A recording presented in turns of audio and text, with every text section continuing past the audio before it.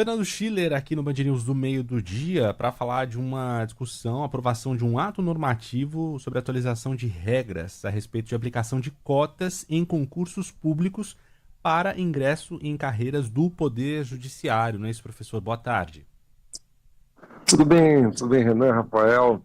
O que nós temos, né, nessa decisão do Conselho Nacional de Justiça, ele está, na verdade, aplicando uma norma que foi aprovada pelo Congresso Nacional, que ampliou para 30% cotas, nesse caso são cotas raciais, né, para o serviço público brasileiro. Então, ele está aplicando no judiciário. Né.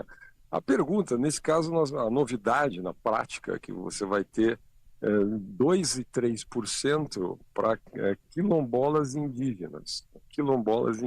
Né. Então, para concurso, todos os concursos do judiciário brasileiro, né, a partir desse regramento do Conselho Nacional de Justiça. Mas vamos lá, não é uma decisão simplesmente tirada da cartola por parte do Conselho Nacional de Justiça. É uma aplicação de uma norma aprovada no Congresso Nacional. E aí eu acho que tem que ser feita a reflexão da sociedade brasileira, porque, afinal de contas, é a sociedade representada no Congresso Nacional. Quais são as duas questões que viram em torno desse tema?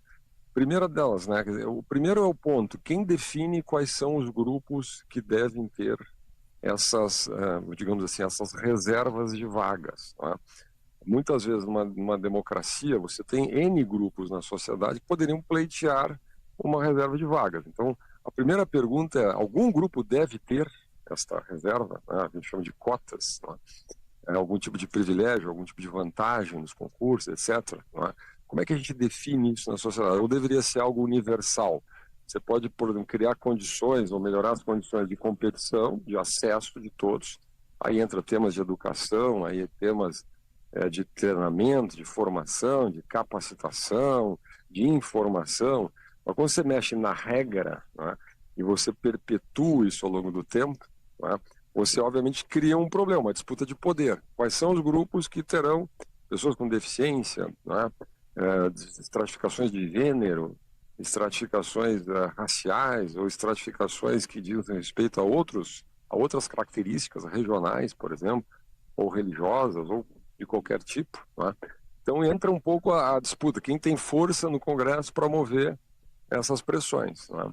E a outra questão, que eu acho que diz respeito especificamente ao judiciário, é que qual é a qualidade mais importante que a sociedade deve esperar de quem ocupa uma posição no judiciário?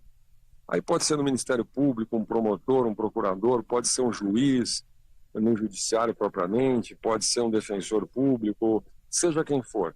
Quer dizer, a principal característica, habilidade, qualidade de quem ocupa uma função dessas é fidelidade à lei e à Constituição. Então, é conhecimento de causa, obviamente tem que ter, né? E tem o concurso, tem a formação, né?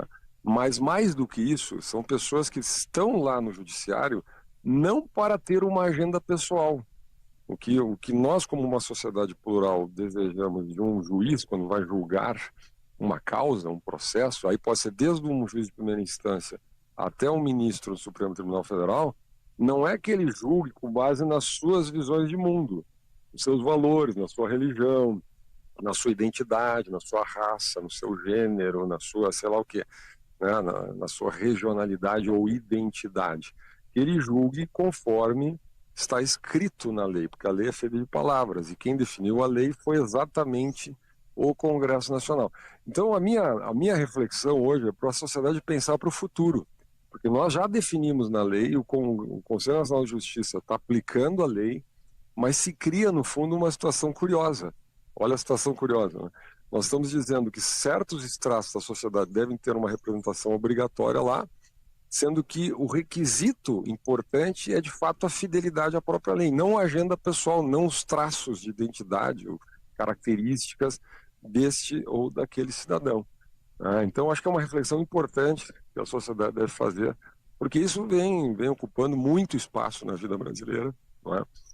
E em algum momento o país deve pensar com mais profundidade sobre essas questões. Fernando Schiller participando da programação da Band News FM. Até a próxima, professor. Valeu, grande abraço, bom trabalho.